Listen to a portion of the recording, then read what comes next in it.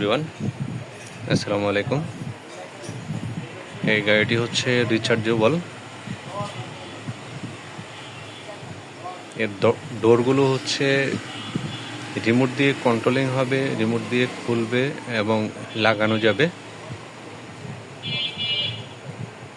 এটা আপনি এক চার্জে মিনিমাম একটানা চালাইলে 1 ঘন্টা চালাইতে পারবেন।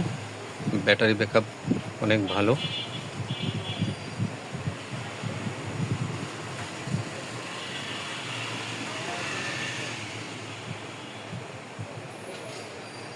Made in China.